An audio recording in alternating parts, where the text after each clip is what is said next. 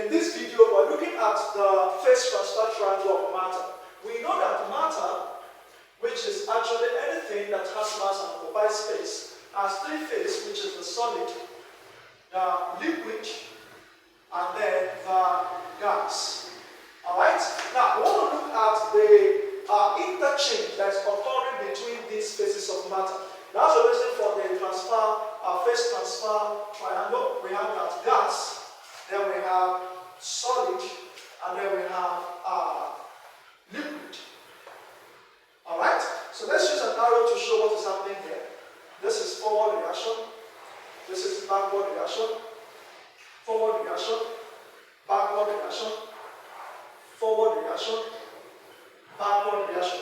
Now let's see. When a gas, when a solid changes to a gas, this is a common question in high school exams. We have it's called sublimation.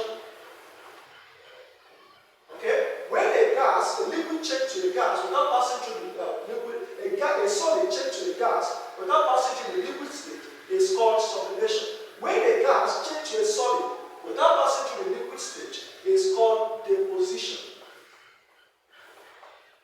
Please don't forget that. So we have that in this place, a solid changing to a liquid. That is known as melting. Alright? But when a liquid changes to solid, that is called freezing. Alright? Now when the gas changes to liquid, that is called condensation. Alright? Now but when a liquid changes to a gas, alright, I'm making a mistake in the arrow.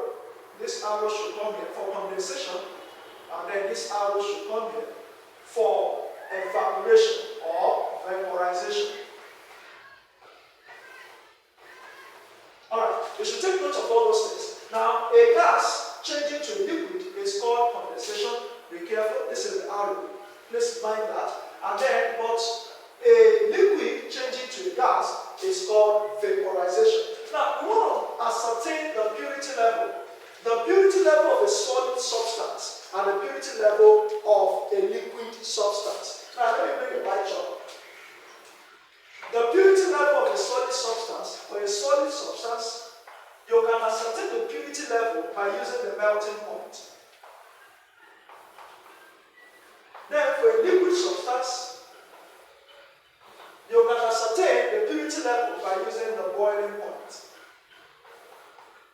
Alright, let's go to case 1. Now, case 1, we want to ascertain the purity level of a solid. A solid like the benzoic acid.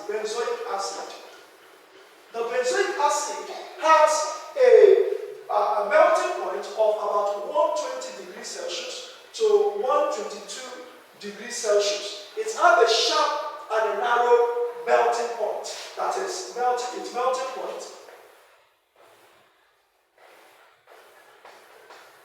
It's at a sharp, narrow melting point. But when there's impurities in this benzoic acid, it will widen the melting point and also decrease the melting point. What is happening here is that it decreases the melting point.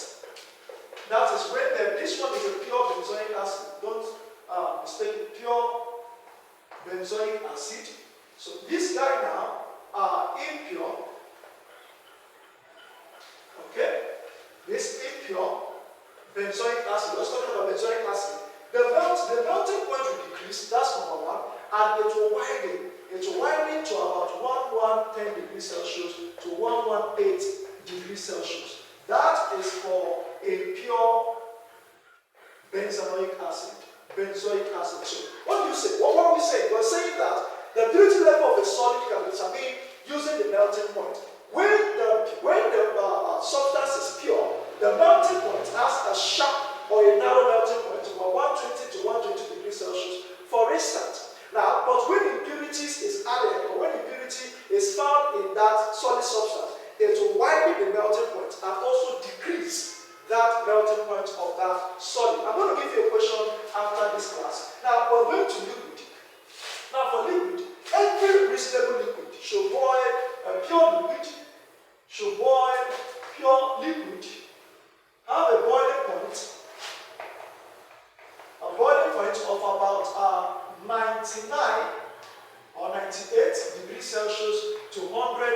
Celsius. 100 degrees Celsius is for distilled water. But when there is impurity in pure liquid, when there is impurity in liquid, the boiling point will increase and also be widened. Now the boiling point in pure liquid substance, the boiling point will increase to 100 degrees Celsius to 105 degrees Celsius. So having this in mind, I will put